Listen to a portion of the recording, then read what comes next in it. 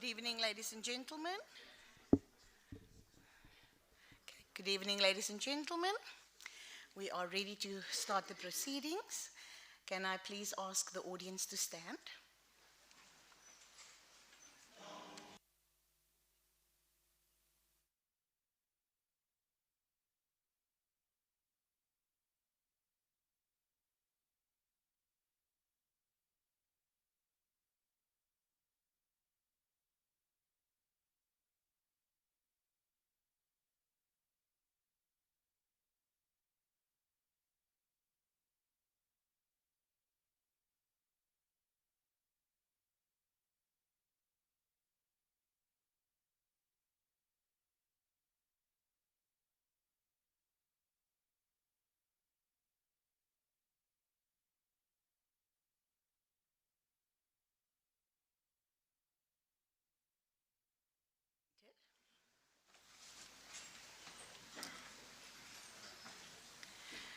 Good evening once again, ladies and gentlemen, and welcome.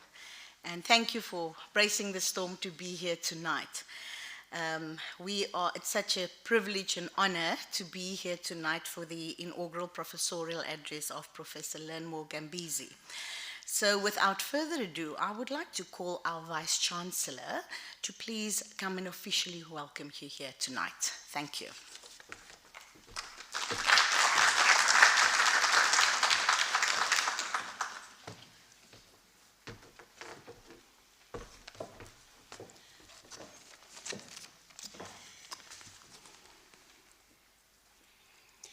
Thank you so very much, Program Director. It's good to be here tonight. And I must thank all the people who have raised the weather to come and celebrate with us this evening. It is indeed a great honor. CPUT Executive Management here present, senior management and all CPUT staff, student leaders, Dean of the Faculty of Applied Sciences, Professor Joseph Kioko, our respondent, Professor Ahmed Hussein Mohammed, research leader of Natural Product Chemistry Group, and Professor Learnmore Kambizi, your family and friends. Our online guests, I'm told that this is streamed live across the globe.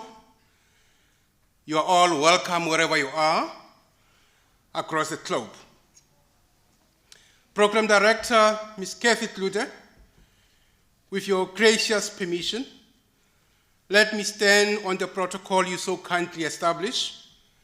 But firstly, greetings to all faculty members, friends and family of Professor Kambizi.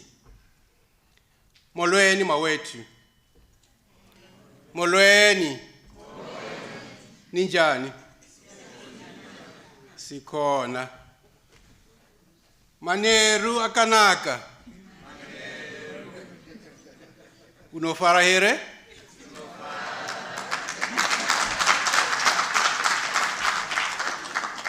Nan damesen here. Hoe gaan dit? Baie dankie dames en heren. Dit is voor mij die groot geleentheid om hier te wees en enkele gedachten met u te wisselen. Dit is voor mij een groot plezier. Ons weet, dames en heren, dat ons leven in een snel veranderende, uitdagende Zuid-Afrika, waarin veranderen die enigste constant geworden het. Ons toekomst is niet meer dezelfde. Ladies and gentlemen, let me start first with a quote around excellence. I quote, "Excellence is an artwork won by training and habituation. We do not act rightly because we have virtue or excellence, but we have those because we have acted rightly. We are what we repeatedly do. Excellence, then, is not an act, but a habit." Close quote. Here, of course, we are talking about tiny changes that are leading to remarkable results. And that's what we have seen with Professor Learnmore Kambizi. Well done, Professor. I'll come back to this particular aspect later. And of course, as other authors will actually like to say, particularly Epictetus will actually say, I quote, capability is confirmed and grows in its corresponding actions, walking by walking, running by running, publishing by publishing. Therefore, if you want to do something, make a habit of it. So in our space, it matters when we wake up, because all of us have the same number of hours per day. When we sleep, I'm sure you'll confirm that later, what we study and practice, how many masters and doctoral students we supervise, what is your size of your competitive grant, who supervises you, who was your teacher, because in many cases we tend to do things the way we were taught. If your supervisor was not good, unfortunately we are going to move in that direction. And in this particular instance, I must say, I happen to have known Professor Kambizi for a long time as a student. In my previous life at the National Research Foundation, really I was living and breathing research. And one of the universities that I used to like, because there used to be a professor there who was working very hard, is University of Fort Hare. And every time when I was at Fort Hare, this professor will invite me to the laboratory where I will see and meet the students before I can talk about how to apply and the proposal and when is the call closing. And Professor Kambizi was one of those particular students at the University of Fort Hare under the tutelage of Professor Anthony Afolayan. I was thinking that I'm going to see my great friend today, Professor Afolayan, but I'm told that the daughter is here. Can the daughter stand up?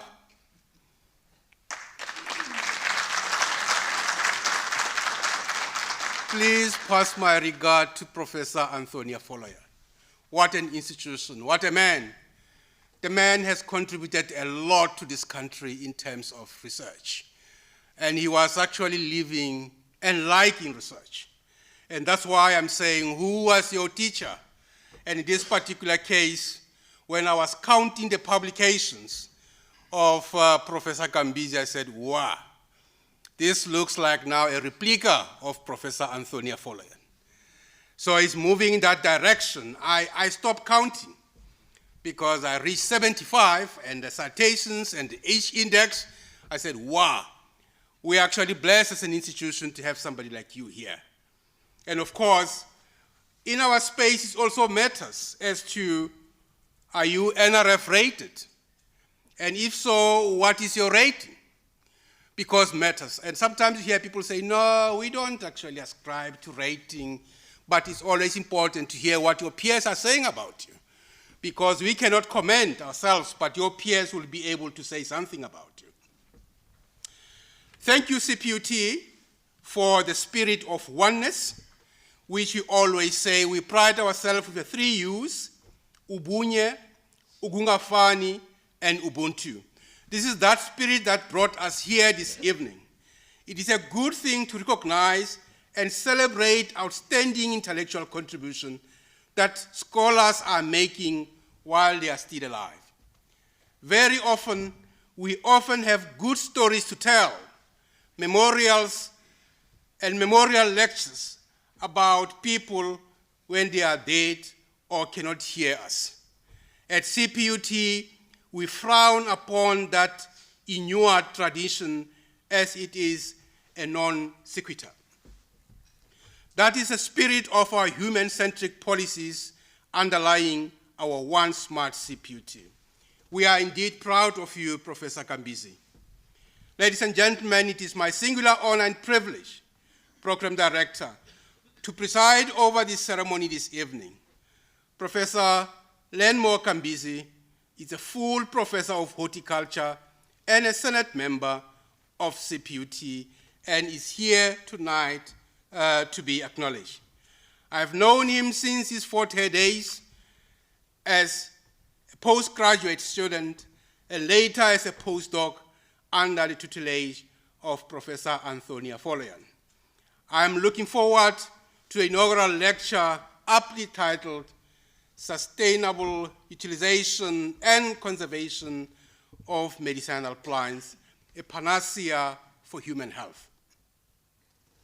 Program Director, in almost all of Africa, herbal medicine still play a vital role in healthcare delivery system, especially in remote places where clinics and hospitals are sparsely located. In these communities, traditional herbalists operate closer to the people, taking advantage of biodiversity of plant species in such areas to cure various diseases and ailments. Therefore, it goes without saying that they have been an integral part of our traditional medicine in many cultures and have played a crucial role in modern medicine as well. Who will forget the role played by Artemisia afra, or Lingana in Southern Lesotho, or Umhlonyani in Nguni during COVID-19?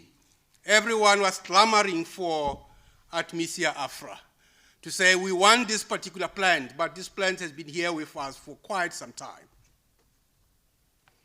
However, in recent time, the overexploitation of these plants has threatened their very existence. And as a result, the health of our planet and our community is at risk. These plants are critical in a number of areas. I always say to some people and some conferences that my mother was one of the best midwives. In my village, when the lady passed on, it was like the king or the queen has passed on, because he was known for being a good midwife. Even if there were problems, I can tell you that. Even if we were talking about breech children, my mother will be able to bring those particular kids alive. And some of them, they were still thankful for her because some of them could not have survived. And that's the power of traditional medicine.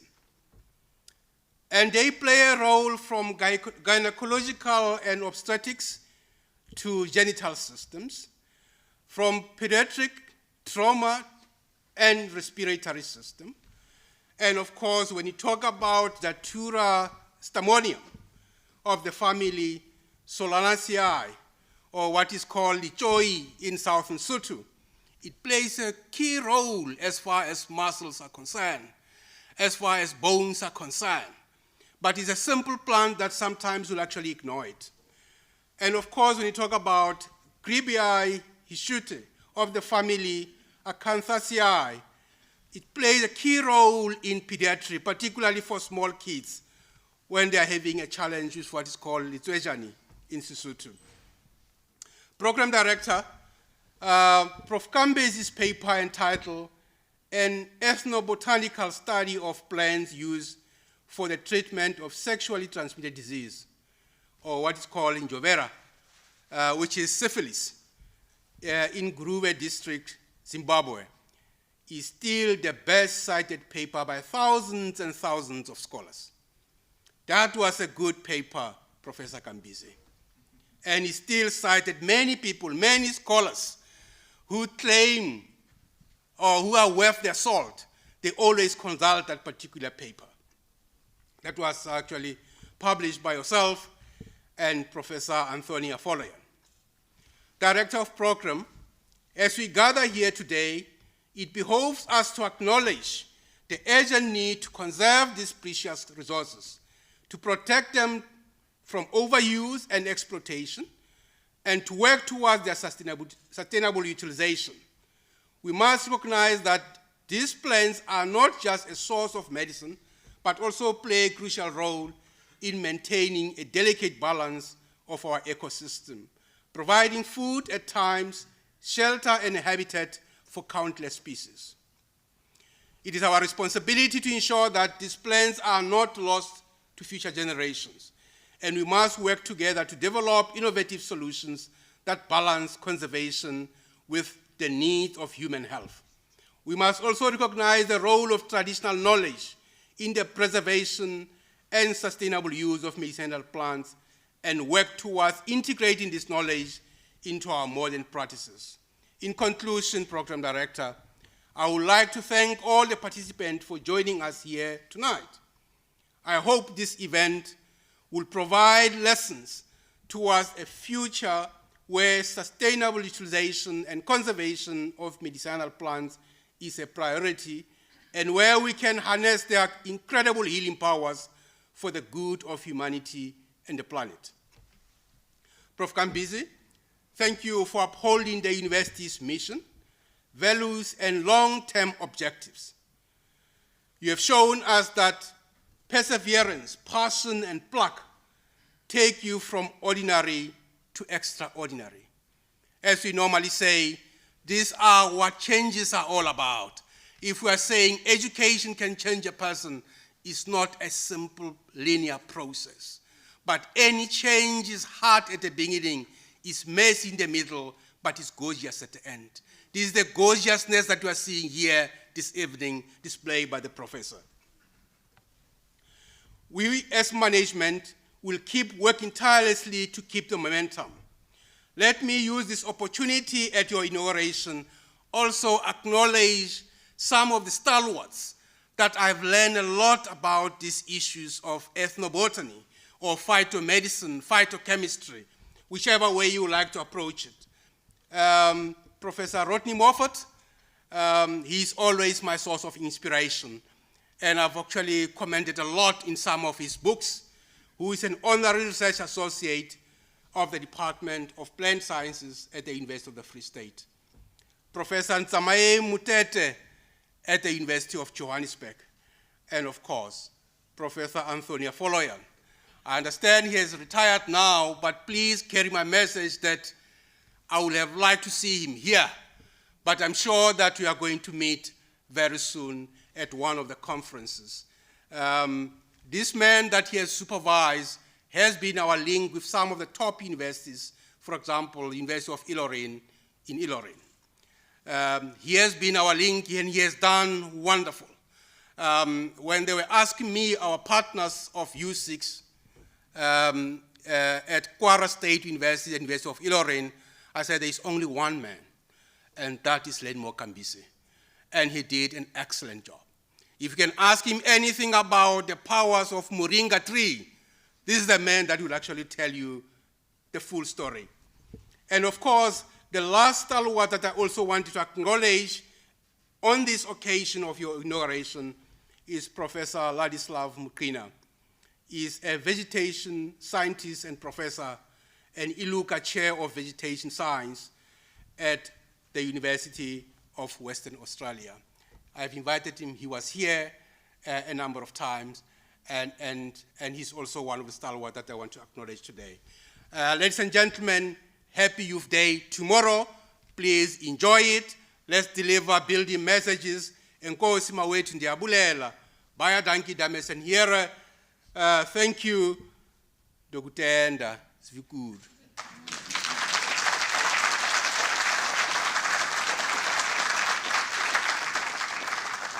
Sara Swakanak.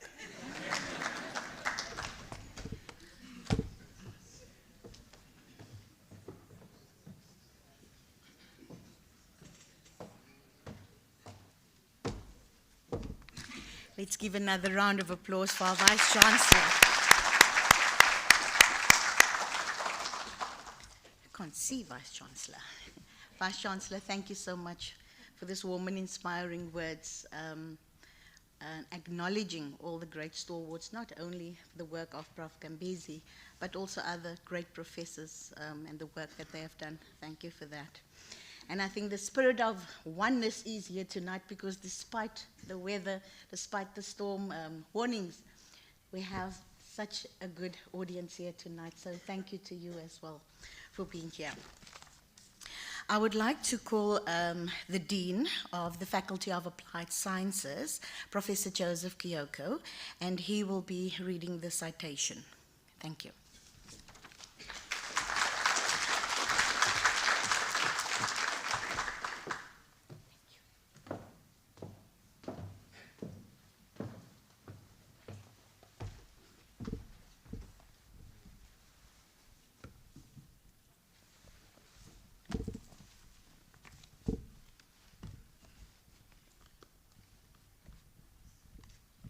Let's get this right.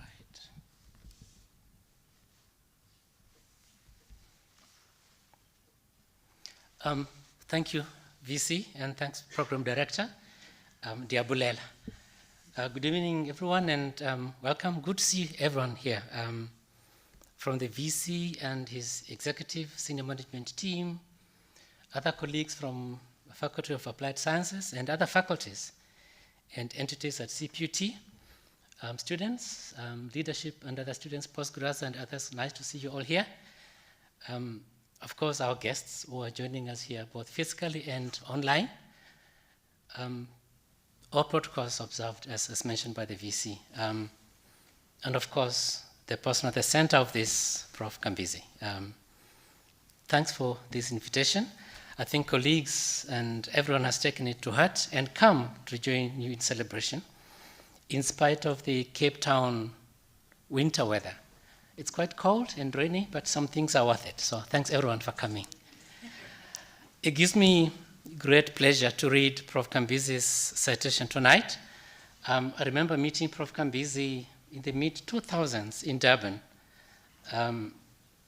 at a congress of the South African Association of Botanists. We were presenting and I was part of the organizing hosting team at the former University of Natal. And since then, our professional paths have come a lot closer, so well done, Prof. Congrats.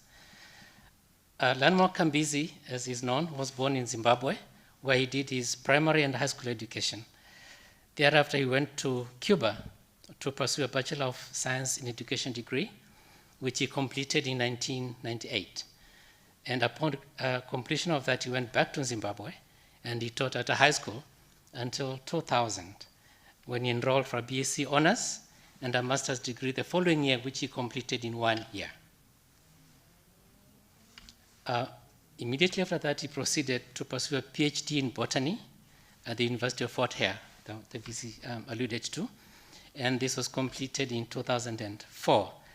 The title of his thesis was an ethnobotanical study, or ethnobotanical studies of plants used for the treatment of sexually transmitted infections in South Africa. And I think that's related to the paper, that high impact paper that was mentioned. On completion of that PhD, Prof. Kambizi worked as a lecturer at the University of Zimbabwe in 2005. And the following year, he went to pursue a postdoc fellowship for 1 year. And this was in the field of ethnobotany and phytomedicine. This discipline enabled him to realize his passion for the sustainable utilization and conservation of medicinal plants on both local and international levels. Then a bit later in 2007, Prof. Kambizi joined the University of Free State as a lecturer, and the same year, he was appointed to the post of senior lecturer at WUSU, Walter Sisulu University. And soon after that, as the head of department of the botany department until 2011. And that is when he joined us at CPUT as a senior lecturer in horticulture in applied sciences, 2011. But the same year he joined us, he attained his NRF Y2 rating in 2011. Shortly after that, in 2014, he was promoted to associate professor, and in 2022, last year, to full professorship, which is the reason we are all here today. Well done, Prof. At CPUT, Prof. Kambizi has contributed to the institution via a range of portfolios, including being a curriculum officer for the Department of Horticultural Sciences, a departmental research coordinator for the department, head of program for the horticulture program, departmental rep in the faculty research and innovation committee, acting head of department, and a member of the Applied Sciences Nuclear Magnetic Resonance team with Prof. Mohammed. He is also a CPUT desk officer, the coordinator at CPUT for the U6 Plus Consortium of African Universities. This is a consortium that's got universities from across the continent, CPUT, and at least 5 other universities from across the continent, at least 5. That's why we call it U6 Plus, and this grows. So he's a desk officer for CPUT for that consortium, and he was the chairperson of the scientific subcommittee of the U6 International Conference when we hosted that conference in 2018. And talking about the U6 Plus Consortium of African Universities, this consortium established an African Center for Herbal Research in 2014. This is based at the University of Ilorin in Nigeria. In that year, Prof. Kambizi, I think that was hinted at by the VC, Prof. Kambizi was appointed as the first and founding director of that center. So what happened, he was seconded from CPUT, and for a while, he physically went to Ilorin to head the establishment of this center. He then returned back to the Department of Horticultural Sciences here, but he still holds the position of director of the center. And in that capacity, he leads many different academics and experts from 7 African universities in fostering herbal research in ethnopharmacological sciences.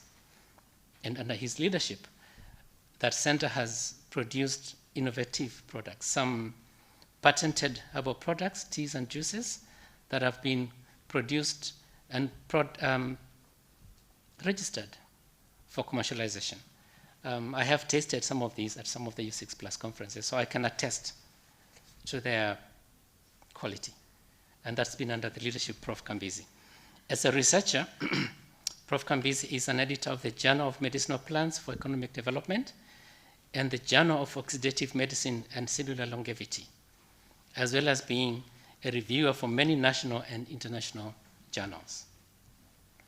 Prof. Kambizi has received many awards that include research grants within the university and also externally, and is registered with many professional bodies, both in and outside of the country.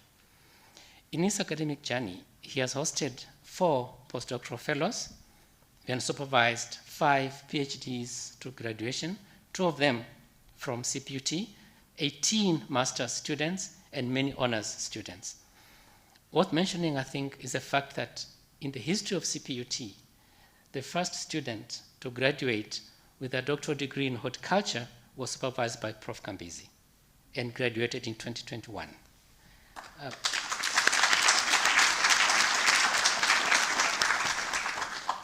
And I think I can safely say Prof. Kambizi has blazed a trail in horticultural sciences that I believe will help move the department and the faculty to a higher level. Well done, Prof. And of course, since that doctoral graduate, there's others in the pipeline. So the trail has been blazed, and I hope we are growing and getting more people through that trail. In addition to supervision, Prof. Kambizi has authored more than 75 articles in peer-reviewed journals and presented at many national and international conferences, both as a plenary speaker and as a guest invited speaker.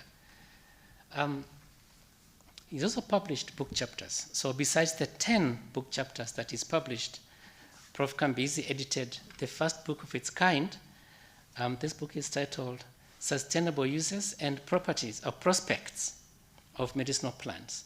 This was published earlier this year, and I ordered my own copy. And the second book is under preparation.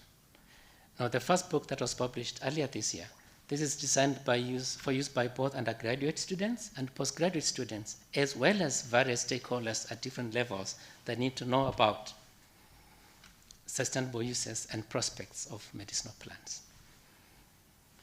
Prof. Kambizi is currently an NRFC-rated researcher, and he has also served as a panel member for the NRF and received many research grants to support postgraduate students and assist local communities around the conservation and sustainable use of medicinal plants. He also works as an advisor with registered traditional medical practitioners in collaboration with the South African Medical Research Council, the MRC, on the sustainable use and cultivation of medicinal plants. I must also mention that in 2021, during the COVID period, Prof. Kambizi responded to a call from the MRC to research on medicinal plants used for the alleviation of COVID-19 symptoms. The research grant was awarded to him, so that is still ongoing.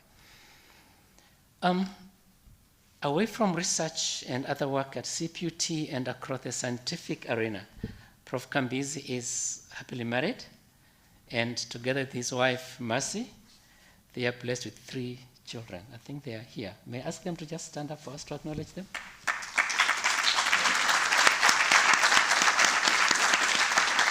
Thank you very much. VC, colleagues, guests, it's my honor to invite for his inaugural professorial address, Professor Learnmore Kambizi. Prof.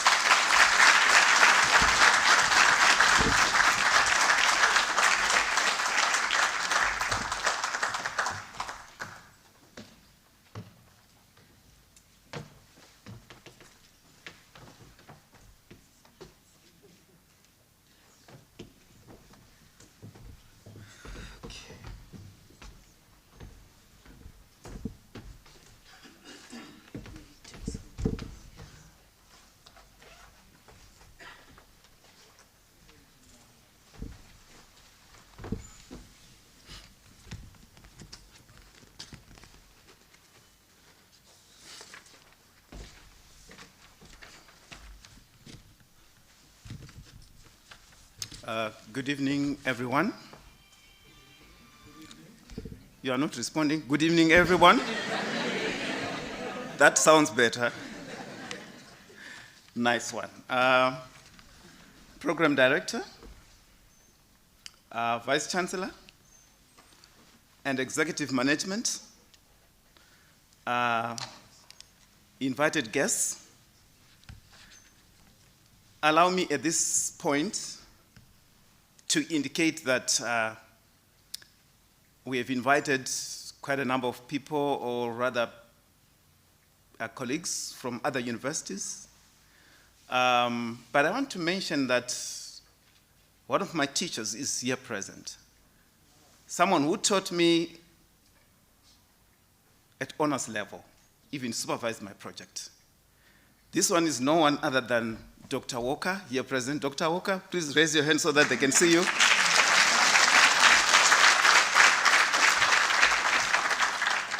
That's my teacher. He is always my teacher. And when I see him, I accord him the status of a teacher. Thank you very much, Dr. Walker. I appreciate that. I also want to acknowledge the presence of my dean, Prof. Kyoko, and the vice dean, Prof. Shale. Directors here present, and Vice Chancellor, I would like to indicate to you that I took the liberty to invite young stars from other universities here in the Western Cape and private colleges. They are here present. Talk of UCT is well represented. Stellenbosch is represented. UWC is represented, and of course CPUT and other private colleges. These are young people that are still studying. I invited them so that they can come and witness at this event. You never know what can happen in their lives in future. Yes.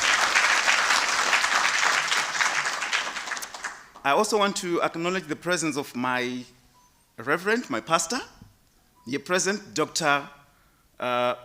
Reverend Dr. Simamba and Mrs. Simamba, seated over there. Just raise your hand so that they can see you. Wonderful. Vice Chancellor, I also invited community, members of the community that deal with medicinal plants, that deal with conservation of medicinal plants. A chief is present in this auditorium. So I feel greatly honored to have a chief present. Chief, please raise your hand where you are sitting. There he is. He's over there, and we also have Dr. Jimmy here present, the director of We Happy by Nature. They're also seated there, and Okolo, also they are sitting together. These are members of the community, these are the stakeholders, these are the people that we serve. And for that matter, I found it befitting that they be here tonight. Thank you very much for honoring this invitation.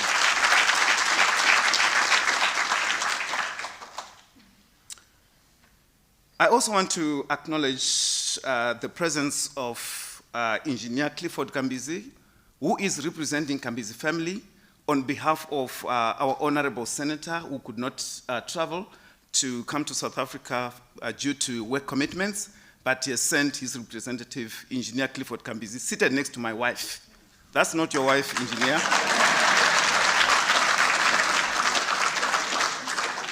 And of course, I acknowledge my wife and my children, as well as brothers in Christ that also decided to honor your invitation, Vice Chancellor, to be part of this. Program Director, I cannot express how excited I am and how much joy I have in my heart, how humbled I am to stand here tonight on this momentous occasion. By the way, what I'm doing only happens once in one's lifetime. I'm not going to repeat this ever.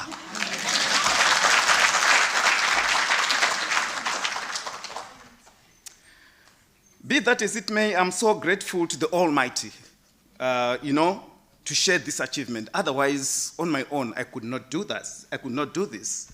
And obviously, I also want to acknowledge the presence of my former HOD, Prof. Labsha, and my current HOD, Dr. October. They are here present. Thank you, colleagues, for your support.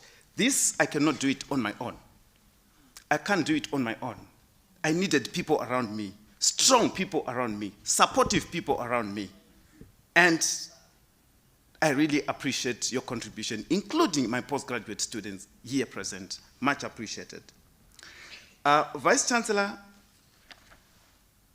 I would like to say that even those that could not manage to come, at least they are watching this live streaming.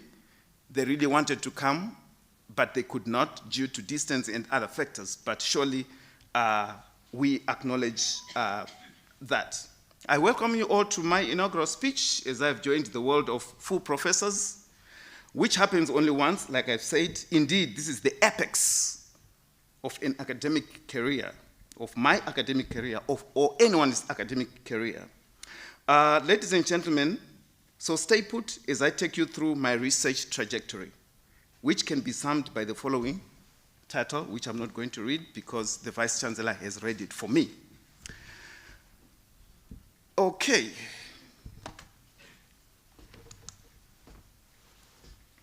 This is the journey. The journey starts here. This woman, she saw it happening. She saw me growing from one level to another. She saw me developing. And here she was very supportive until I graduated with my PhD. But of course, I cannot afford to mention the contribution played by Professor A.J. Afolayan, who was my mentor, and who is still my mentor, by the way. So this journey was not easy at all, but Prof. Leo, you are here present. We were together in the same lab, and he was the one who was taking these pictures. Much appreciated, Prof. Leo. So this woman at this stage, she realized that, you don't just wake up, then tomorrow I've got results. She knew that one had to work, dig deep, and get data, extract data, and she was very supportive. Thank you so much, my love. Much appreciated.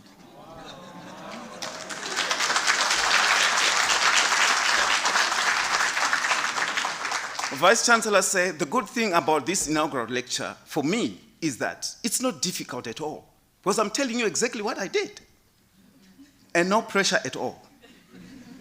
So this is, as I've said earlier, that, I'm at the center there. I could not do it on my own. We have CPU there, postgraduate there, wife and kids and family, supervisors and mentors, collaborators, to do all these things, field trips, publications, the feedback, building capacity, community involvement, knowledge impartation, which is the teaching that I do every now and then. There was no way I could do it on my own. Right, I'm standing here, hanging my jacket on the UN SDG number 3. But it is supported by the fact that by cultivating and, protecting medicinal plants contributes to securing access to quality and affordable medicines. And this is target 3.9 to the populations relying on them for primary health care, as well as to enable the conservation of vital resource for future pharmaceutical research, for the development of plant-based medicine, for communicable and non-communicable diseases. So this is something that is happening at a very high level, and we're at a lower level. And obviously, there's a link between us and what is coming from the UN. So we are on track. Right, humans, since time immemorial, they've been using plants for the treatment of various diseases, thereby contributing to their primary health care system. And South Africa has a very commendable history of traditional healing practice.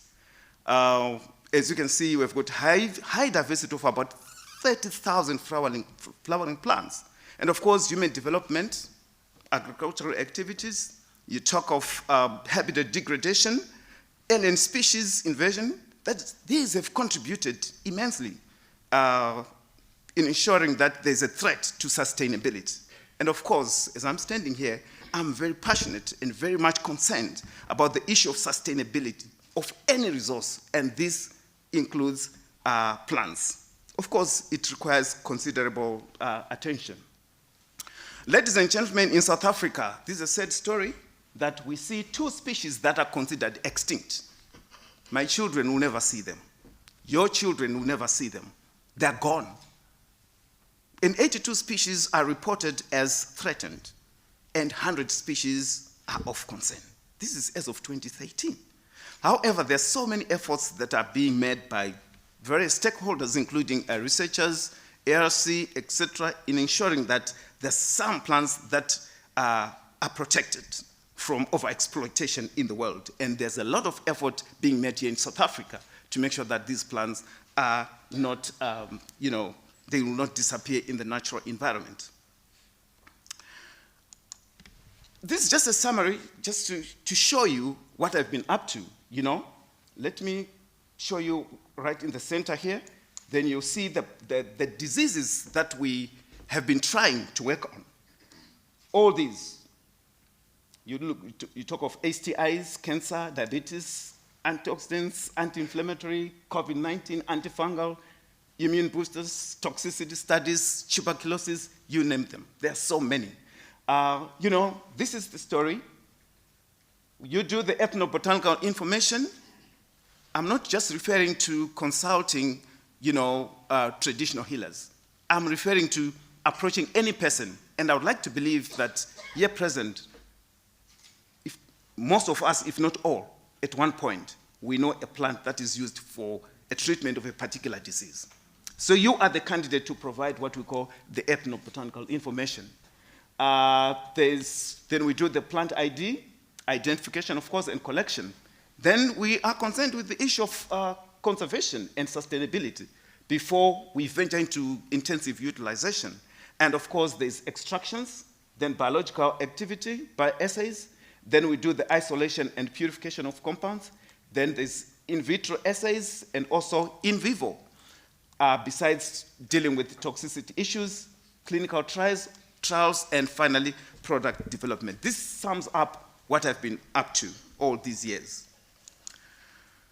My journey, like the Vice Chancellor has just mentioned, my very first project was to work on sexually transmitted infections in Mashonaland in Central Province in Zimbabwe. And as I was carrying out those studies in Zimbabwe, I realized that there were so many similarities even here in South Africa. So I carried those studies both in Zimbabwe and South Africa. And from the ethnobotanical surveys or the study that we carried out, we realized that sexually transmitted infections, they are very common, especially amongst young people. And some of the plants that are used for the treatment of these sexually transmitted infections were Aloeferox, Withania somnifera, Tagetes minutus, Prunus persica, and so many. And this is the paper that the Vice Chancellor was referring to.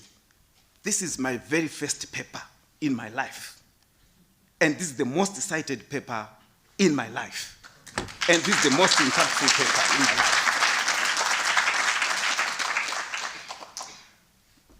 For some of us who may not know, the Journal of Ethnopharmacology is not a Mickey Mouse journal. No, it's not. The good thing today is that whatever we say or we claim, you can Google and you see the impact factor and enjoy your conclusions. Ladies and gentlemen, this is what the Vice Chancellor again was talking about. You know, you can brag. You can talk more about yourself, but what you do speaks volumes of the contribution that you might have made, and it's on public domain anyway. This is the H index, and this is the paper that the Vice Chancellor was talking about, which is the most cited paper in my history. So I'll proceed very quickly, because of time. This is the Aloeferox, the plant that I was talking about, that I worked on. This is me at some point as I was doing this is the sustainable harvesting of Aloeferox leaves, not uprooting the whole plant, but taking the leaves, what you wanted to use only, and leave the rest to propagate in the natural environment. This is where the Vice Chancellor would come to see us in action when he was still at the National Research Foundation to work, work, and work. And young people that are here, work does not kill. If work could kill, by now I would be dead. Okay, this is what was happening from the previous picture. We're to do the extractions. I know some of us may not understand. I will not venture into details, but the bottom line is that we're trying to separate. Okay, by the way, a plant is able to synthesize or manufacture thousands of compounds, only one plant. But those compounds, each one of them has got a responsibility. Some of them, these are the ones that are able to cure diseases. How do they cure? By killing or inhibiting the growth of an organism that causes that particular disease. But what do?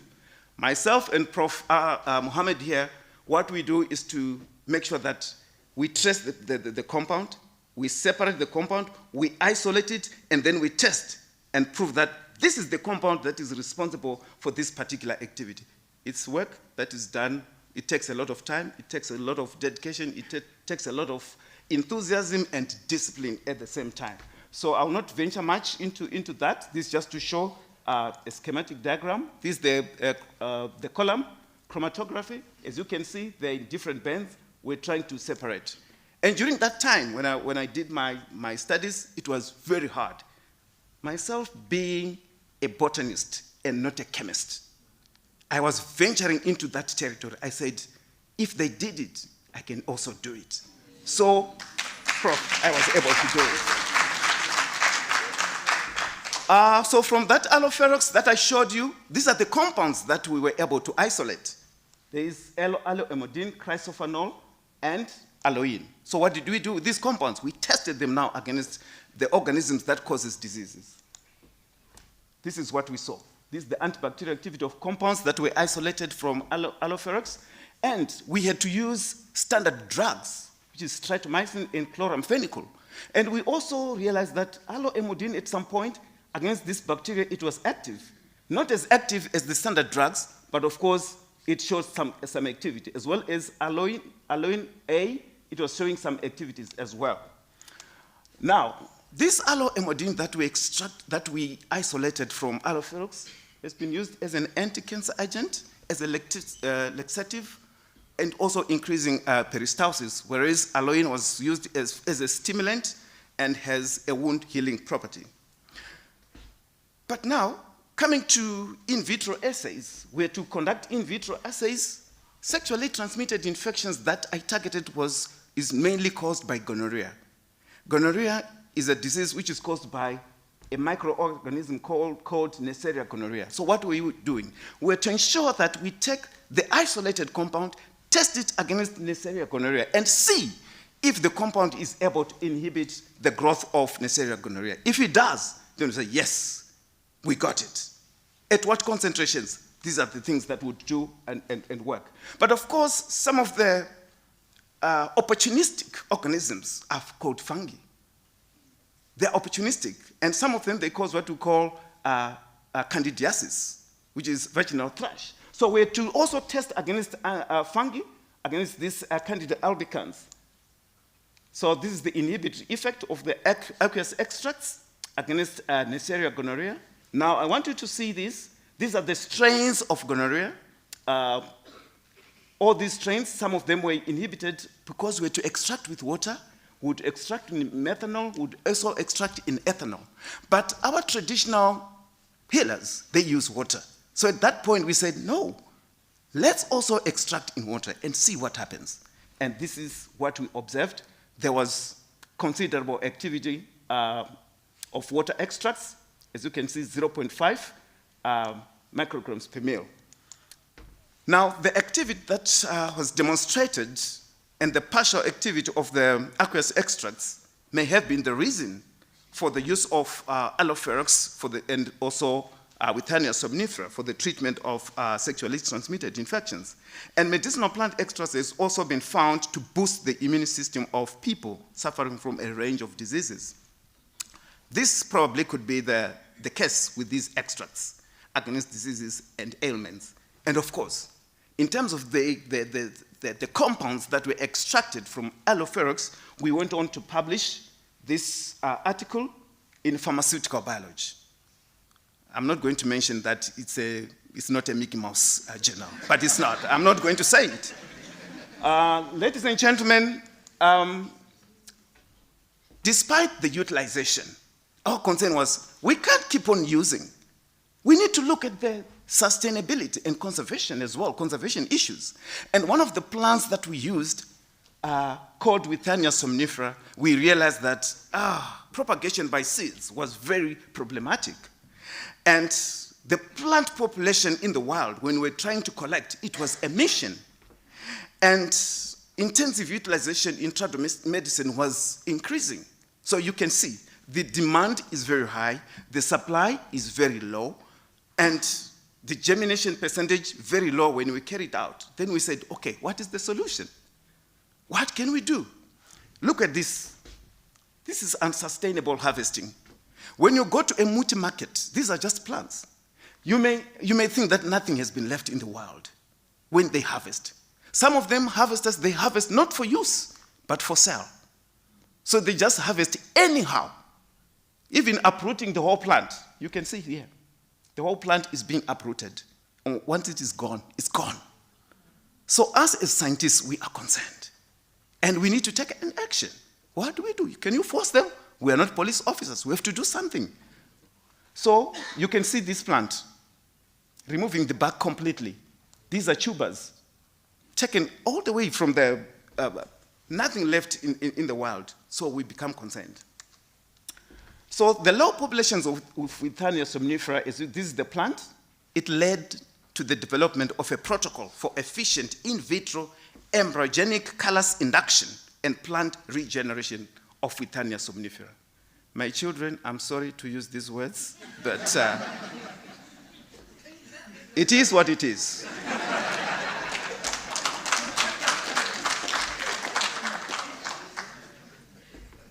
Now, this is just a small part of the plant, the auxiliary bud, which are to manipulate, different media until it develops until we get to this stage, and we have plantlets that are here. You can see all this was happening in the lab until we had to make sure that you get to a stage of acclimatization and hardening process until we get new plants that would give to communities to grow in the herbal gardens. What a contribution. Rather than saying, oh, they're stealing plants from the wild, they're destroying the nature, and so forth. We're to take a stand and do something and contribute in a big way. And there's another plant which my PhD student, has been working on, S. Ethiopicus. This plant, I want to say that It's one of the most popular medicinal plants in South Africa. It is recorded as the most used plant, most traded plant, and scarce medicinal plant in the multi market. When she was doing a PhD, at the beginning, she would come all the time with tears on her cheeks. I'm talking about tears. Because she could not find the plant. We tried everywhere, which demonstrated that we needed to do something with this plant. And rhizomes and roots are chewed. It's very important. I'm just justifying why you don't find it. People, they chew it to treat asthma, hysteria, colds, cough, flu, malaria, headache, you name it. And the growing concern about this conservation status, yes, already extinct from natural areas of KwaZulu-Natal. And demand continues unabated. And the plant price continues to increase. What do we do? Hydroponic production of some of these plants.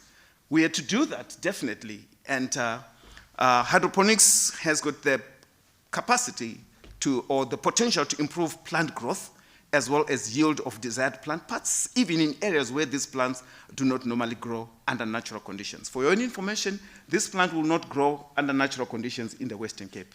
In this cold, in this type of soil, never. But these plants that you see, they were grown here at CPUT in our greenhouse.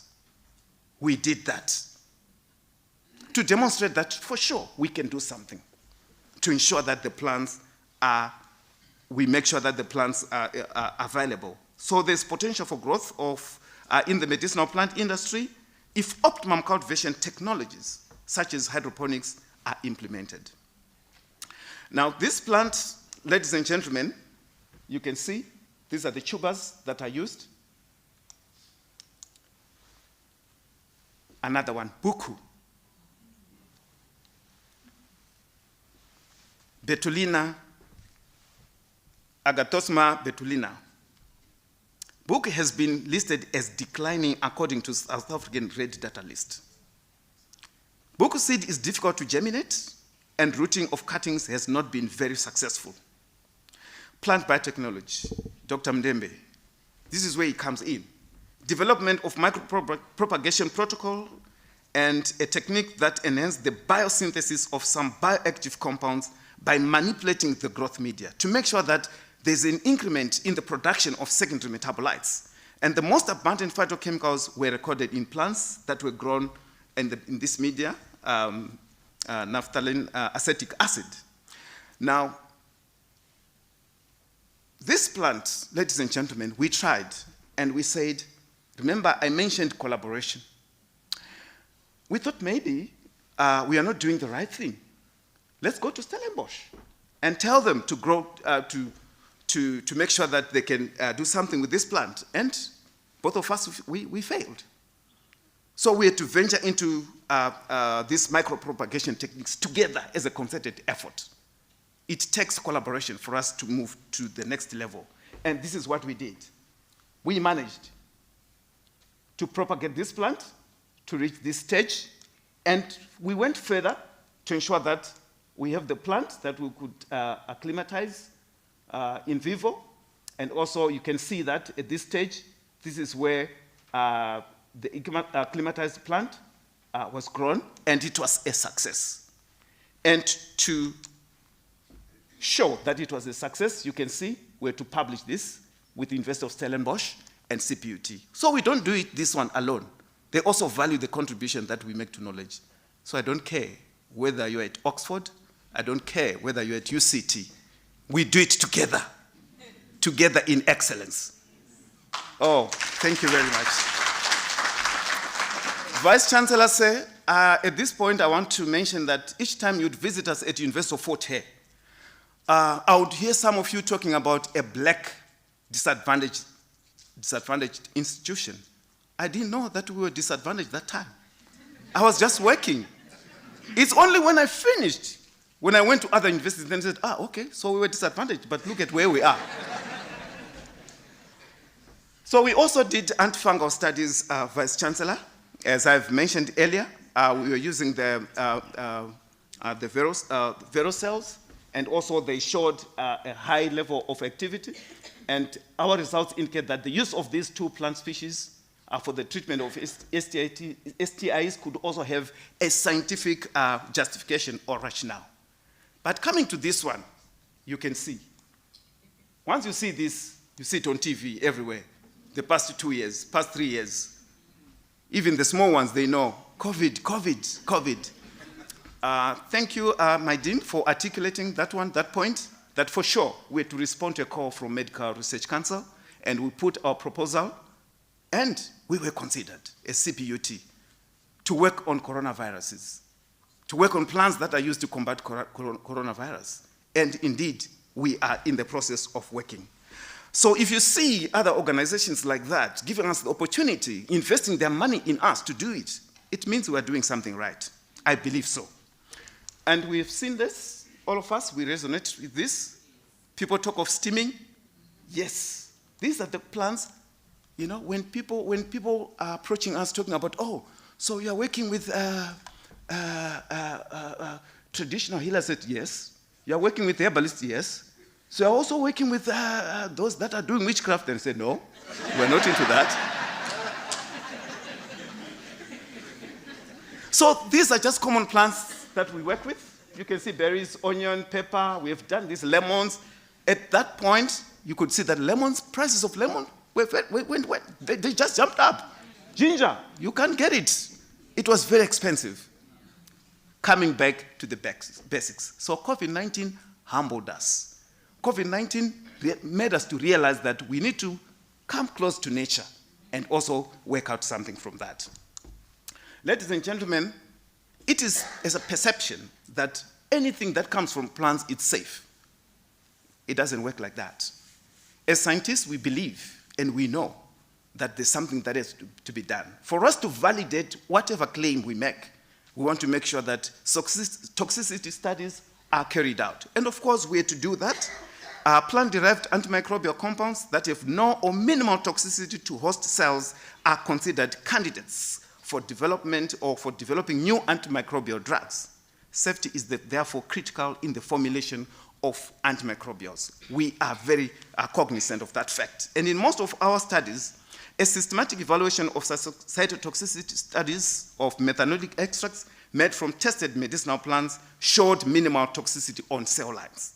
Therefore, such plants could serve as sources for natural antimicrobial therapeutics. To just demonstrate that we did that, I'll show you some complicated graphs so that you say, oh, yes, he did it. Look at that. I can't go into details, but I just show you these are different plants that we worked with to show their levels of toxicity. Vice Chancellor say, thank you for allowing me and to give me the opportunity to represent CPUT at the international stage. This is at a time when I was at University of Ilorin representing CPUT as the director of the African Center for Herbal Research. It's only here where you don't value us, you guys. You can see in the boardroom, sharing. These are scientists, high-profile scientists, and when we sit there, they will say, okay, this is CPUT. He said, yes. And we speak, you speak substance, you speak science, and they'll listen to you. Thank you for affording me this opportunity. And I learned a lot by interacting with these great minds. Yes. We did this with these colleagues. That's where we did the phytochemicals, the antioxidant assays, anti-inflammatory assays, you name it. I'm not going to go into the details, but there's a special paper that we published. And through this paper, and you can see a number of authors, to show that many minds were to come together to come up with something very credible, to come up with something that is very important. And here we just worked on the establishment of extracts from these leaves to show some of the secondary metabolites that are synthesized by the plants that I showed earlier. And of course, some of them, they showed high antioxidant activities. And here we were talking of the toxicity levels where we were giving caution to say that any plant that possesses a higher stabilization capacity, thereby indicating a note of caution to indiscriminate consumption or to consumers of the H. subdariffa leaf extract, it needed to be taken into consideration. Therefore, it is pertinent to note that increased or uncontrolled consumption of this plant, the leaf extract, may impair the cell and lead to other complications as a result of lack of protection for the membrane. The membrane has to be protected. These are some of the products that Professor Kyoko was referring to. These were on the market in Nigeria, and at some point, I had to market them at an international conference. This one was at CPUT in 2018, and these are herbal teas that are being sold. And this consortium, or this team that I was leading, team of experts, we published a total of 8 papers, high-quality papers. And thanks for the support that I got from Cape Peninsula University of Technology. Now, phenolic compounds. Very quickly, this is a plant that we know. We have seen it around. Maybe after this presentation, you'll see a lot more of these plants. This plant is an invasive plant, notoriously invasive. But certain plants is just like some like organisms that belong to the kingdom Animalia. If you see them being a nuisance, invading your space, if you start to eat them, they will disappear very quickly. It's the same thing with this plant. This plant, we want to make use of it. Rather than mourning to say it's invasive, it's useless, let's find ways, let's find the plant parts of that plant that we can take advantage of and use for the benefit of mankind. So this plant is called Skinner's Mole. As you can see, these are the berries. I'm going to talk briefly about them. In our studies, we realized that the berries, they're a rich source of secondary metabolites in the husks. These are the husks, and these are the berries. So we realized that the secondary metabolites, there are many secondary metabolites, and the berries are a natural source of antioxidants for the food and pharmaceutical industry. But we're sitting with it and mourning that it's invasive. Let's make use of it. Vice Chancellor said, allow me to indicate to us that this is some of the work that we did recently on pigmented potatoes. What about it? This was an award-winning presentation, not at a national or a local conference, but at a world congress in Spain. Yes, I'm just being humble to say we. I presented it.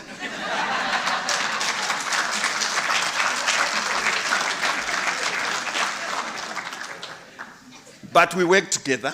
I presented, and we got an award for CPUT, of course. And they were asking, where are these guys coming from? You know, when you're in Europe, they think that we don't have labs in Africa. But we demonstrate beyond reasonable doubt that we can do it. As they were asking, where are they from? I would just lift my bag, written CPUT. And I would show them my T-shirt, written CPUT. Hunger and malnutrition in the world. World hunger increased in 2020 due to the COVID-19 pandemic. Undernourishment, it also increased. You know, there was severe starvation, as you can see from the pictures. Unhealthy diets, they cost governments lots of money. Overweight, wasting, and underweight affected many governments. Now, let me come to this. When you look at this, it looks appetizing, but very dangerous. Don't be lured into this. The diets are highly processed, highly processed foods, saturated fats, salt, and very low RDI or fruits. This is recommended dietary intake, RDI. And if you look at this one, you can see that 77% of these figures here have been reported in low to middle income. These are the people that have been affected. And you can see that malnutrition resulting from these diets, they do not supply a health amount of nutrients. And also over 70% of global mortalities have been linked to non-communicable diseases, which are caused by these foods. Now, although we talk of hypertension, we talk of smoking, we talk of stress, that they contribute to non-communicable disease, yes, fair and fine.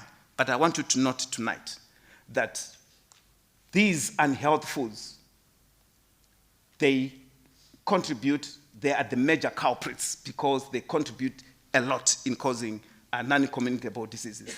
But look at this. These are the staple foods, mainly in this world. But did you know that potatoes comes third when it comes to the potato is the third most important food crop that feeds the world after rice and wheat. Over 4,000 potato cultivars in the world today, they sustain over 1 billion people on a daily basis. And nearly 1,000 Andean species are pigmented. This is where I'm coming from. But only a few have been concentrated or have been commercialized due to their marketability and shelf life. Now, most non-commercialized cultivars, these are the ones that I'm showing you here. These are the cultivars that are pigmented. You can see red, yellow, and so forth. They are found in remote regions of the world, underutilized. But let me skip this slide, which just shows the production, which countries produce a lot of potatoes. But I want to come to this. These are the pigmented potatoes, ladies and gentlemen, but the story continues. These pigmented potatoes, they're a good source of secondary metabolites. When I talk of secondary metabolites, I'm referring to compounds that are useful for our health and benefits. Now, pigmented cultivars possess better metabolites than white-fleshed cultivars that we eat on a daily basis. And pigmented potatoes possess high antioxidant activity and possess the potential to reduce oxidative stress.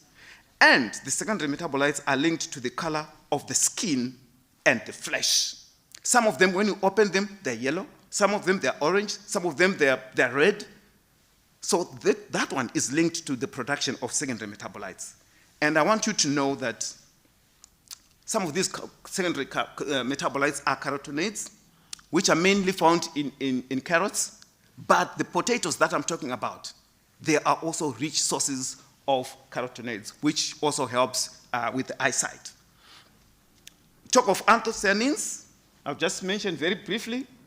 They're used as anti-diabetic, anti-proliferative, antioxidant, and also improved insulin resistance in non-alcoholic fat diseases. And of course, the skins contain more anthocyanins. The skins of what? These pigmented potatoes. They are here in South Africa. They are here in the Western Cape. They are served in some restaurants, but they are underutilized, yet very crucial and very, very important. Now, we also carried out biological activity, and we realized that the extracts, they were very active against the tested bacteria. For example, E. coli, very, very important. But of note is to indicate that extracts of some pigmented potatoes were lethal against hepatocarcinoma, which causes cancer of the liver. Very, very important. So consumption of these pigmented potatoes, ladies and gentlemen, is very crucial. Now, what are the prospects? Pigmented potatoes are rich in secondary metabolites, as we have said. They've got carotenoids, they are anti-cancer, and also these can be revitalized and promoted to harness their potential as we derive health benefits from them. And better marketability of cultivars need to be bred. And if the less non-pigmented cultivars are not documented, and if they are not revitalized, ladies and gentlemen, they may be lost in time for posterity. In my journey carrying out research, I can spend the whole day talking about what I've done. This is just a snippet of what I've been doing. But I've also been teaching. These are some of the students that have been teaching at CPUT and many other universities. I've taught different universities, as have been read on my profile. And this is when we're doing, with my colleague here present, with our students, showcasing what we do as horticultural sciences. And this is the Arbor Week with my students in the Eastern Cape. with my former Vice Chancellor, may he so rest in peace, Prof. Marcus Balintulo, working with young people. And here as well, community engagement. This is where we were meeting researchers. Where you see this headline, CPUT Research Helps Herbalists, it's us, with my students, with my colleagues. The chief is here. You can see where you are, chief, with my students. Yes, Chief Vulikaya, he's here. Horticulturists and herbalists join hands. Yes, we join hands to ensure sustainability. We join hands to ensure a proper utilization of medicinal plants. We cannot operate in silos. We cannot operate in isolation. There should not be a gap between us and the community. This is exactly what we were doing. And once again, we're hosting them here at our department and at our nursery. This is at a time when I would reach out to communities and the Rastafarian, asking them, why do you take out the tuber from the wild? Why can't you take part of it and leave some? Say, hey, my friend, I need money. I need money. So we have to discuss and reach a compromise. There is Jimmy and his team, Happy by Nature. We're offering training, giving feedback to communities on how to sustainable uses of medicinal plants. We did that, and Jimmy, thank you very much for allowing us into your space to interlink and work with CPUT. And Jimmy is here as the of the founder of Happy by Nature. And our students are here as well in this picture as part of community engagement. These are the collaborators. Like I said, I could not do it alone. Some of the people that worked with me are here. Prof. Ogotibenju, Prof. Nchu, Prof. Lobsha. We've co-published with these colleagues. I've highlighted here this, my colleague, Prof. Ritieni. He passed on yesterday, and may he so rest in peace. In Italy, so we collaborate with people from States, Nigeria, Zimbabwe, Spain, you name it. I want to say that all this bragging, I've done this, I have published, I have gone to a conference, I have been supported, you can't do that without money. It's impossible. There's no way this can be done. But I want to acknowledge Cape Peninsula University of Technology, Medical Research Council, Water Sisulu University, National Research Foundation, and Tertiary Education Trust Fund of Nigeria. Yeah, I went to Nigeria, put a proposal, a nice one. They gave me money to do research. And this is the U6 as well as the Investor Forte. As part of acknowledgements, I want to acknowledge Prof. Folayan. I know you are watching, Prof. Thank you for your effort. You taught me that where they need 100%, just put 200% and see what happens. So I keep on putting 250%, Prof. Prof. Mohammed, he's here present. Some of the work that I've presented, he has helped us without charging us any cent, without even indicating that he wants to be part of the publication. Prof, this is very much appreciated. Our Vice Chancellor, Prof. Ntlapo, thank you very much for your support since I was a student. He's the first person to encourage me to apply to NRA for funding, as I just started my postdoc, despite not having a contract with Investor Forte. Then I asked, will they give me? He said, just apply. You never know what happens. Vice Chancellor, I applied and I got it. Thank you very much. I acknowledge Vice Chancellors of the U6 Plus Consortium for affording me the opportunity to lead the herbal research, and the CPUT Research Directorate. Thank you very much for the support. The Deanery, Prof. Kyoko, and your team, very much appreciated. And when I say your team, I'm referring even to the support staff. At some point, I nearly missed my flight. We nearly missed our flights. There was a mix-up, and Merisha could not sleep that day. We were in Nigeria, and Prof. Kyoko was on his phone all the time. She had to pull the strings. They work even beyond the call of duty Vice Chancellor, and I want to acknowledge that kind of work. She's not the only one. There are many, and very much appreciated. Staff from my department, colleagues, thank you very much for your support. I cannot mention all of you by your names, But yeah, thank you very much, Terence Pumlani, for supporting us, supporting researchers. Also want to say a huge thank you to my family, my mother in absentia, who has never been to school. But she realized that one day my son is going to stand on the podium and give an inaugural speech as a full professor.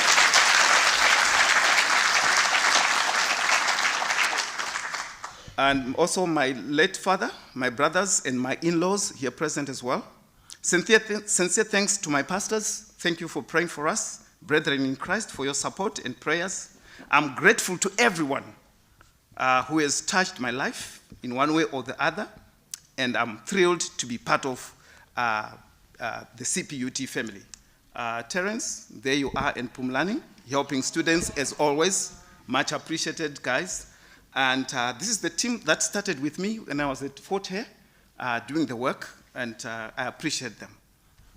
I mentioned my mother. Without a strong mother, you cannot do it. This is the woman who did it.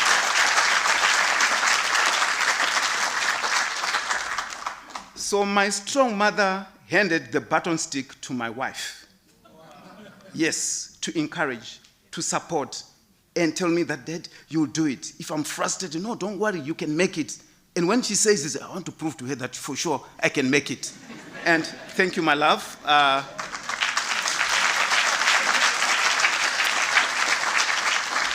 Prof. Lobster, when you were motivating to say I should go to Nigeria, even though the Vice Chancellor and the Dean would say Prof. Kambizi is going, but everything starts from the department.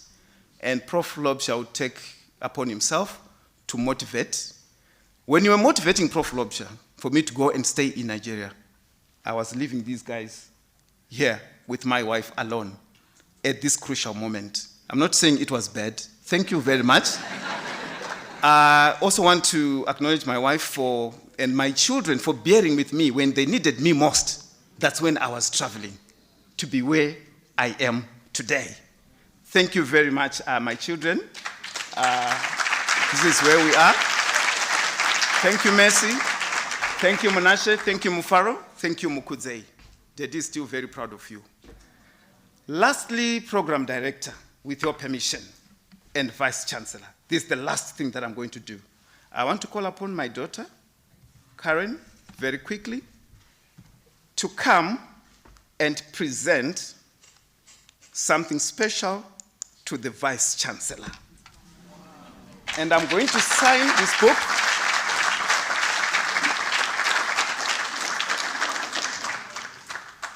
This is a book that I edited myself and Dr. Venura. So I'm going to sign it in front of everyone and hand it over to the Vice Chancellor today.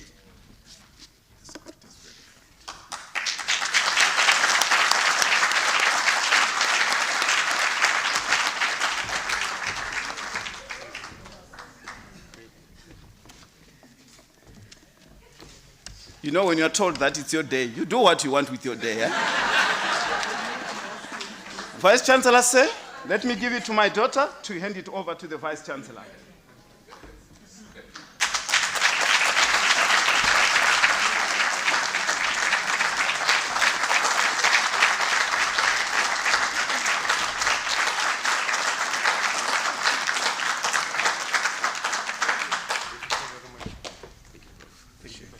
Thank you, Vice Chancellor.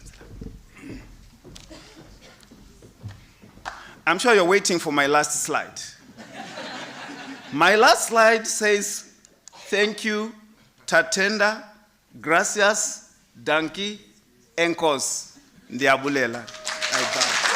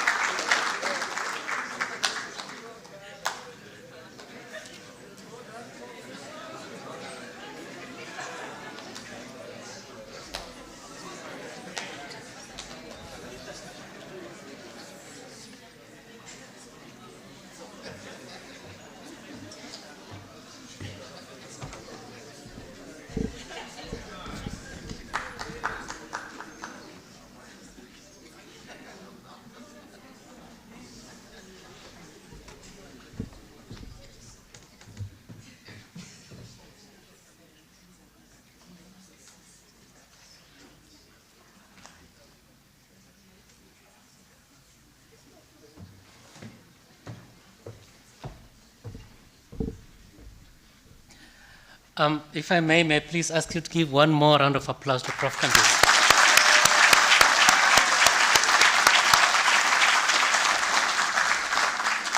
Thank you, Prof.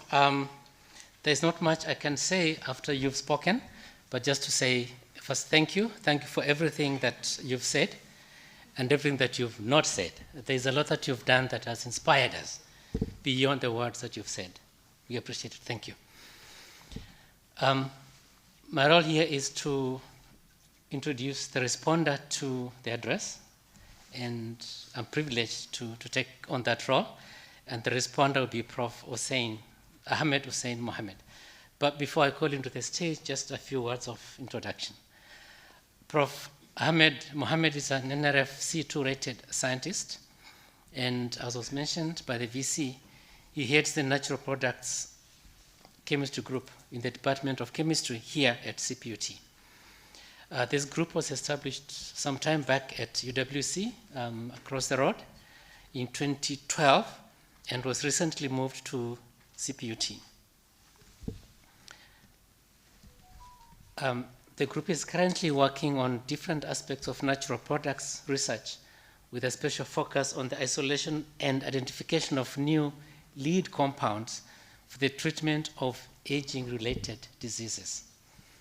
Just by the way, if I may, I read somewhere that the global anti-aging market is expected to reach an estimated value of $73 billion by 2027, not far from now, less than 5 years. That's about 1.4 trillion rands. As you can imagine, the major growth drivers for this anti-aging market, there are many, but that includes the growing aging population, many of us, apart from the students in the audience, but seriously also because people now simply live longer than they did. And that coupled with an increasing awareness about the advantages of using anti-aging or products that deal with aging-related diseases has really grown this industry into a really serious one. But back to Prof. Mohammed. He has published a total of more than 200 scientific articles in natural products chemistry. He has registered 7 patents, both in this country and outside, and a prototype. He has an H index of 39, and during the last 8 or so years, he has published to graduation 14 PhD students and 23 master students, both at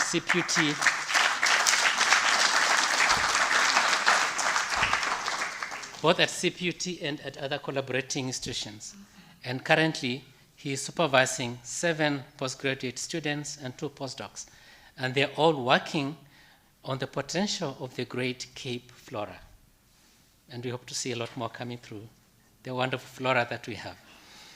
Prof. Mohammed has been invited as a keynote speaker at many international conferences.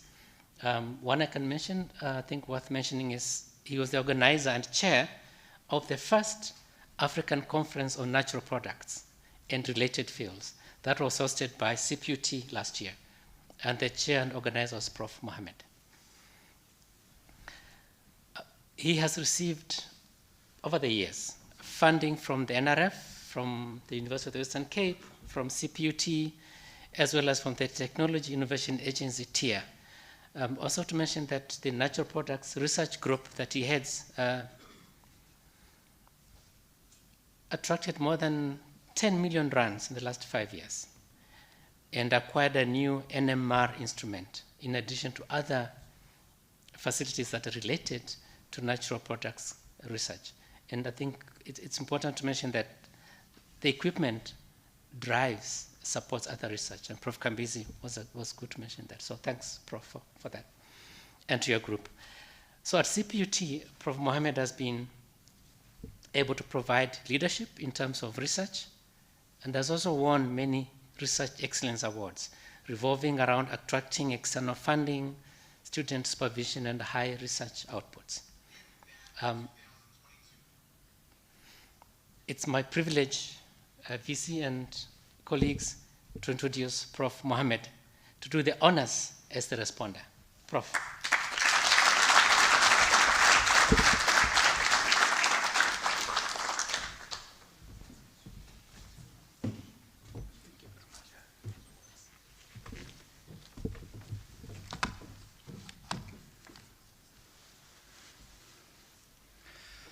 Good evening, everyone.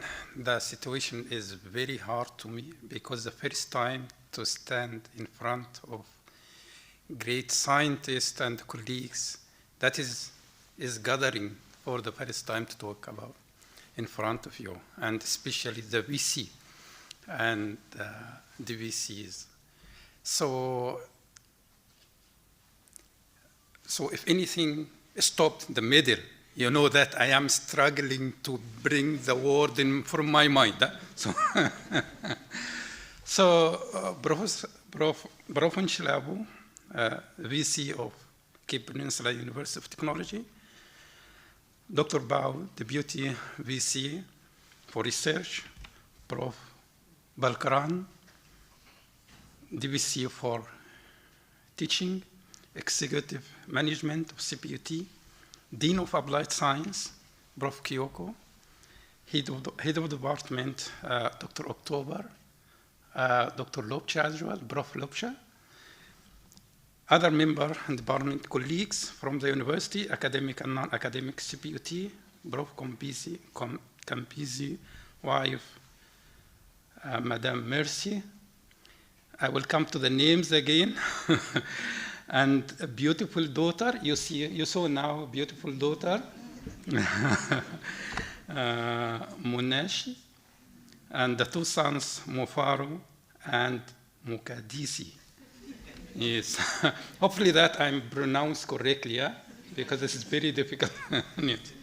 Okay, so we have Engineer Clifford Kambizi as well as a member of the family.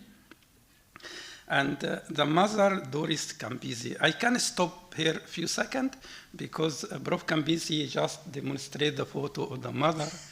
But if you mention the mother, you have to put full stop, and you can fill boxes and boxes. The only pure correlation in this life, love, unconditional sacrifice, is coming from the mother. So thank you very much. Because it's without this sacrifice, we will not see a strong, solid personality like Prof. Kambizi. That is actually highly appreciated. For all the mothers, not only, but all the mothers are actually higher ranked humanity overall. Thank you very much for all the mothers. Yes. So also we have a leader chief, Voli Kaya. Thanks for coming, and Dr. Smemba, thank you for joining us today. It's a privilege and great honor to receive an invitation to this prestigious event and to have opportunity to respond to Prof. Kambizi Inaugural Professorial lecture. It's a great honor actually to come in this stage now. You know, there are many ways to become a professor or academic, outstanding academic, many. It can be by chance, by promotion, by thing, but there are something is called natural as well. So the people which naturally, they are actually, they have the talent to be a professor. And this is our case today with Professor Kambizi. You see, if you just start the line, and his name is Learnmore. So he didn't mention that he's yes. Yes.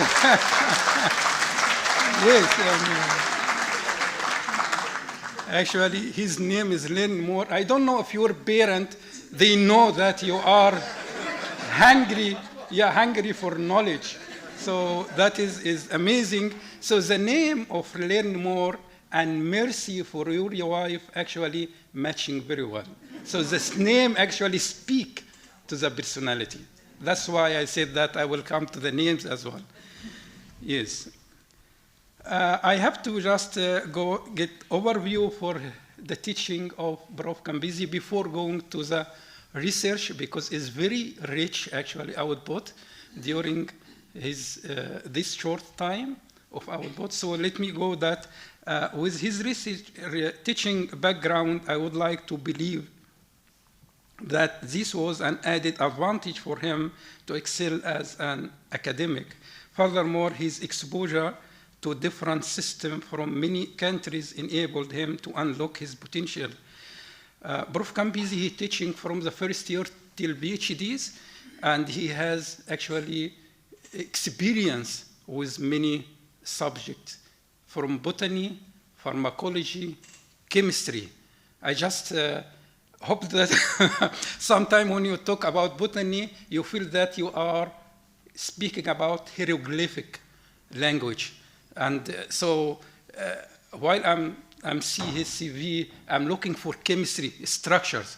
And fortunately, I found a lot of chemistry in your side.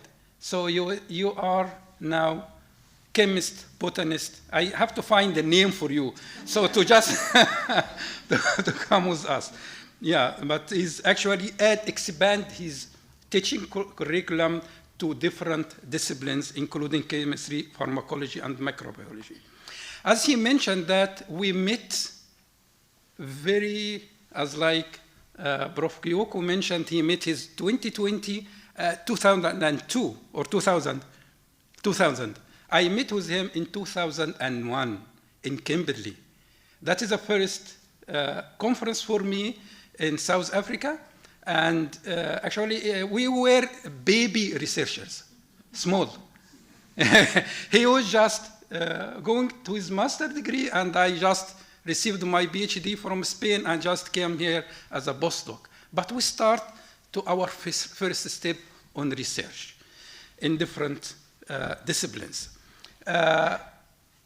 Actually, you stopped many times, Prof. Nchilavo and Prof. Kambizi, at the station of Prof. Anthony Afolayan. And also I have to add something, because this man actually is a star in the country. In the research space, you see his name, and I respect that very well. So I met with him in 2001 as well. He's very approachable, very nice person. And we met with him, we sit with him 3 hours. I don't know him never, but he just sit and talk, and he had a very strong personality. Again, is also very potential, very potent.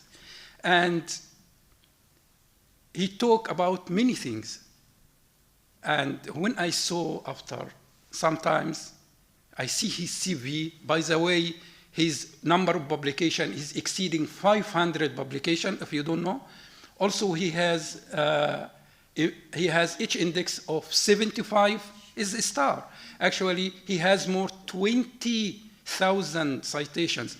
The man, he did something in South Africa, actually, is beautiful. And let me say something very important, because we are in Western Cape. We are in Cape Town. If you go to Fort Hare University, you see nothing like us.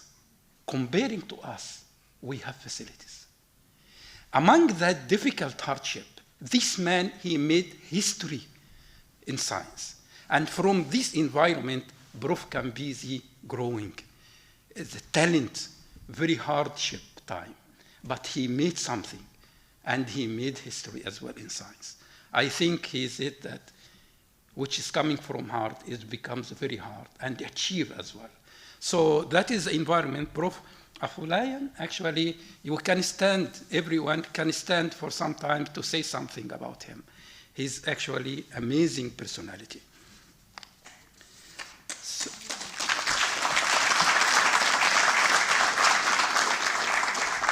So I'm starting the journey of Prof. Kambizi on research, which is very rich. But before going there, I have to highlight something very small. You know, when Adams, the first, our father Adams, when he created, he granted and honored. He granted, gifted, and honored. He gifted with our mother Eve. This is a gift, really gift. And honored with knowledge. He got a knowledge. And after he got a knowledge, he got a wisdom. And after he got a wisdom, he got responsibility. That is the sequence, how the things. So our star today, Prof. Kambizi, he is a knowledge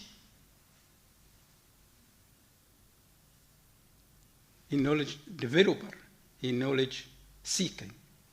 Actually, he also honored with the knowledge because he is knowledge producers, and he gifted with a beautiful wife supporting him in all the way in his journey. So this night, Prof. Kambizi showed us his journey to excellence in science as a botanist in studying South African flora aspects, especially the interface between human and natural resources.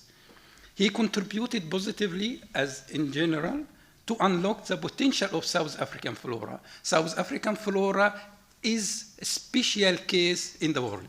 It's a hot spot and unique flora with 25, 26, the number is not sure, but they have high endemism.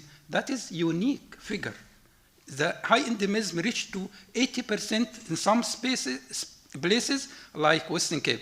That is a fact, which is make South Africa actually very important, not only for South Africa, but the whole universe.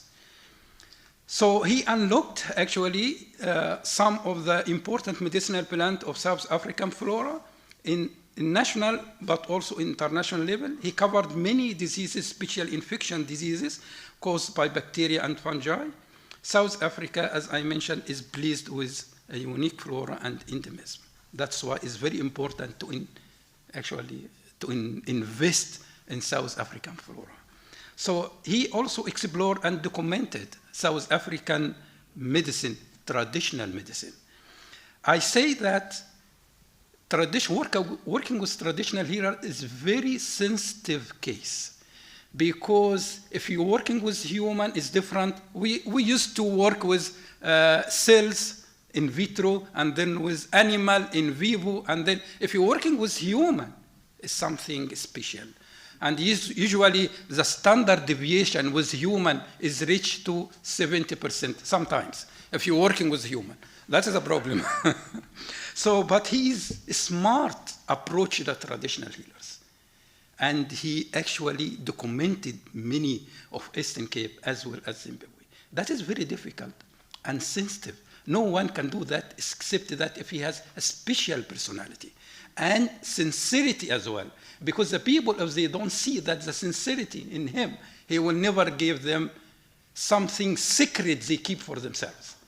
This is a secret. The people they are transferring from heritage is a heritage from generation to generation.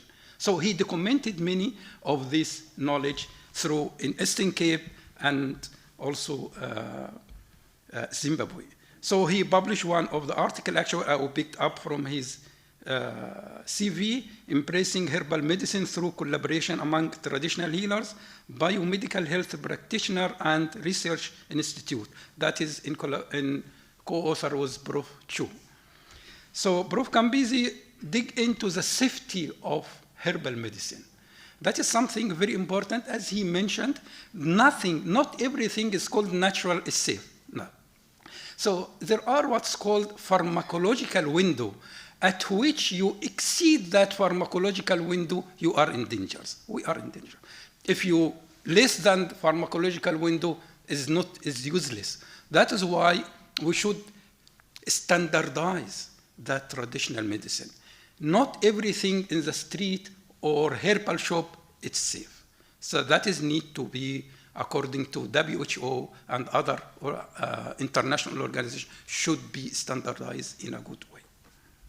And Prof. Kambizi actually went to, in that way, to study the toxicity of many of medicinal plants, and also just, he mentioned some in vivo work and in vitro, as well as heavy metal determinations. Prof. Kambizi also covers the sustainability of medicinal. That's something very important, because everything under pressure, natural resources, no one leave anything in peace.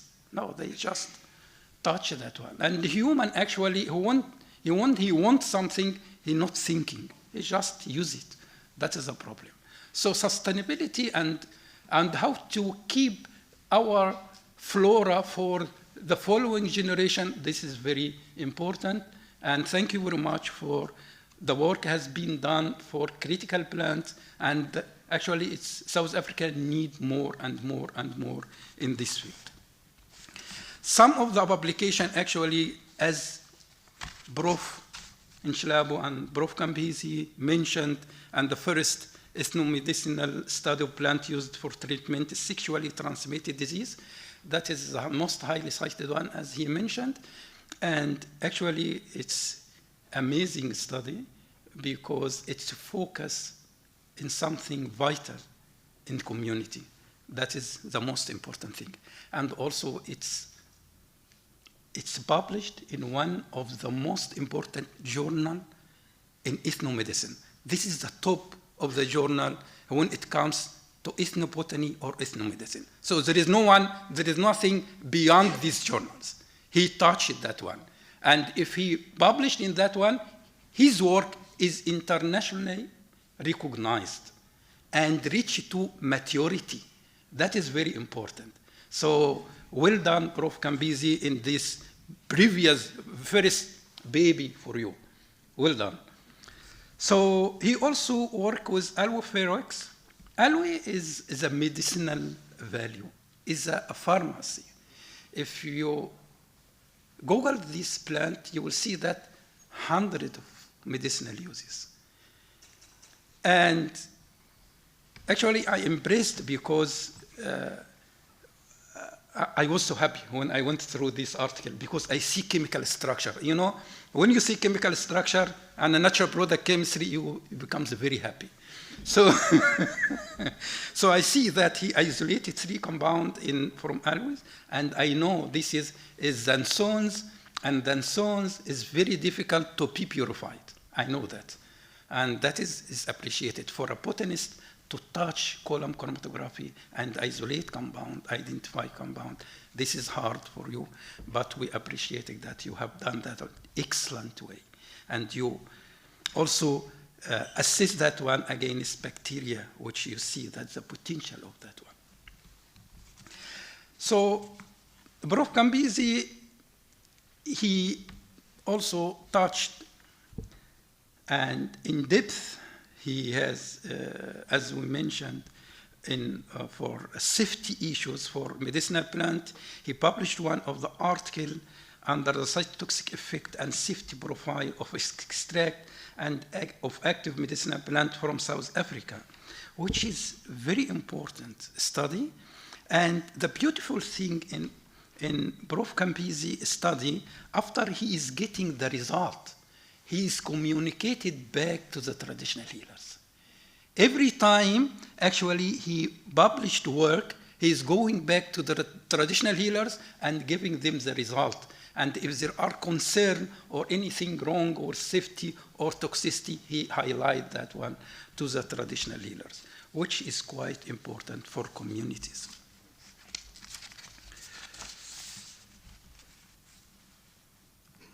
Yeah, I'm moving to China Small. China Small, he is reading China Small. So I'm reading China Small. So, so China Small is one of the most important plants. It's red listed. That is something a reverse what our understanding. Red listed meaning that it can be in danger, but red listed is a side, is a different side. The South African doesn't need this plant anymore. And they stop cultivating it as a street tree. And because it's a strong plant and actually produce something very important in addition to what Prof. Kambizi studied, that small fruits that has a gum. And this is, it belongs to family Anacardiaceae. Anacardiaceae, it has different plant is called mastics. I could not remember the name, but there are a plant which producing a mastic gum. Mastic gum is quite expensive. And if you go to this tree and you touch it, there are a lot of gums. It's very expensive. 1 kilogram, it's exceeding 1,000 and 1,000 of rands. And it's used very much, very strongly as spices in Mediterranean side. So he touched that one, which is very actually directive and a specific study for antioxidant activity to explore the potential of these fruits. He also published something very important, proteinase inhibition. That is something now, actually they're taking a trend for proteinases. You have to select something easy to mention. Proteinase inhibitor, actually, one of our colleagues from France, he actually mentioned that there are a trend in the international market to put a diet to inhibit these enzymes because it's very healthy and it's going to legumes usually. And we participating in something like that, but it's very actually important work have been done by Professor Kambizi. You see, I am approaching now. Prof. Kambizi also has developed or invest in human capacity. He trained many students in different departments, including horticulture at CPUT, also other university. He has a very unique international interaction with African side, which we are missing. Thank you very much because you bring that one. That is actually is excellent because we are together. If we are not together, we are in problems. I am usually say that in this continent, this black continent, the time is coming. We are almost there, almost. So we are never giving up, but we have to do something. We have to be going through knowledge and to be unity. If we are going through knowledge and unity, we will reach. Civilization is coming to us. Is our turn coming now? So yeah, so we have to work together in that aspect. Vice Chancellor, colleagues, guests, I would like to again to emphasize that our knowledge producers, you are actually exceeding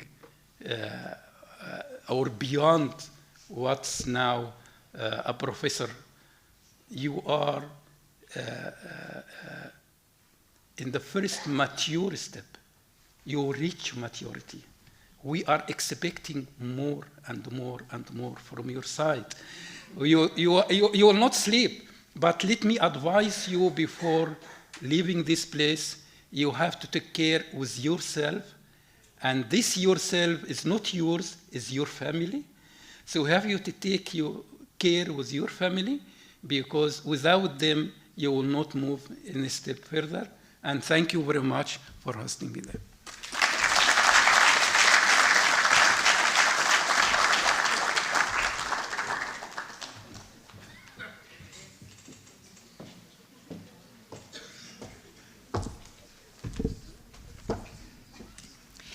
Thank you very much, Professor Mohammed, for that wonderful overview and also the tribute to Prof. Kambizi and the wonderful, amazing work that he's been doing.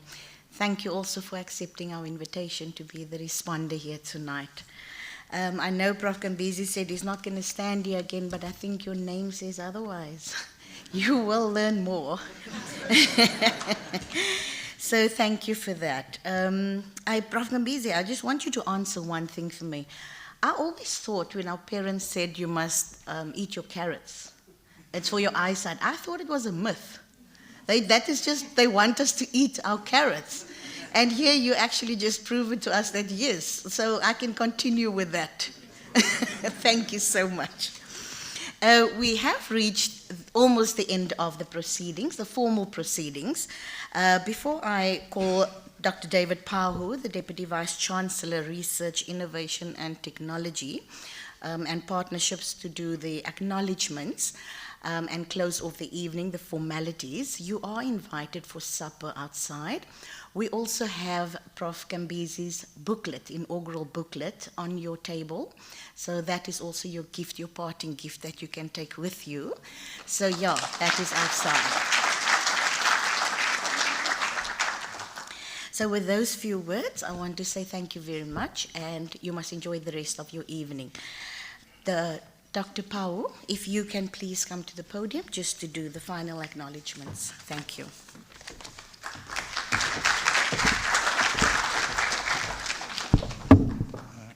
Thank you, Program Director. I'm compelled to say here and now and out loud that when I grow up, I want to be like Professor Kambizi.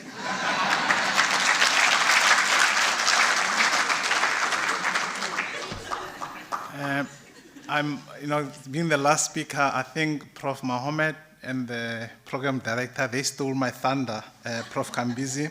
If you consider your singular achievements as a teacher, researcher, and scholar, your given name, Learnmore, is an exemplar of what is termed normative determinism, which is a hypothesis first raised in the New Scientist magazine in 1994, that people tend to gravitate towards areas of work that fits their name. Professor Learnmore Kambizi, you have indeed and continue to learn more as an academic and scholar, and congratulations.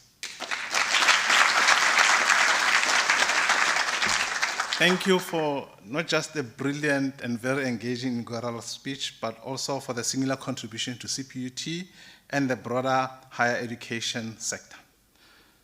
A word of thanks to our Vice Chancellor, Professor Chris Nhlapo, whose unwavering passion for research and scholarship at our university and beyond is widely acknowledged. Hence, tonight can only serve as a high watermark to this institution's commitment to academic excellence, with him steering the CPUT ship to great academic heights amidst increasingly turbulent seas South African universities are facing. Special thanks to Prof. Kioko and the faculty for the support they give to Prof. Kambizi and the legions of other academics and students who no doubt aspire to reach similar heights reached by our man of the hour, Professor Kambizi. A word of gratitude to our responder, Professor Mohammed. Thank you, Prof, for the insights that you've provided.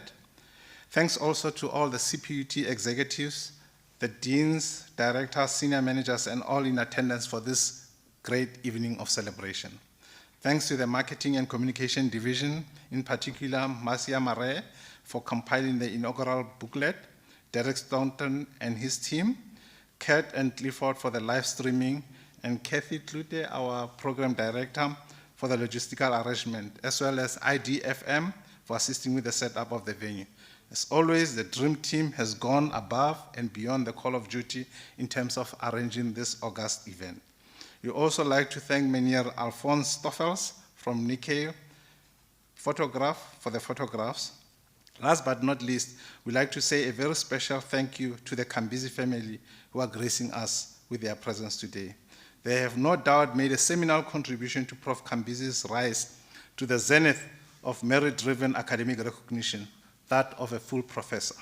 With that, ladies and gentlemen, I want to thank all of you for coming today, and please join us with dinner in the foyer. Thank you, Ngosi Bayadanki.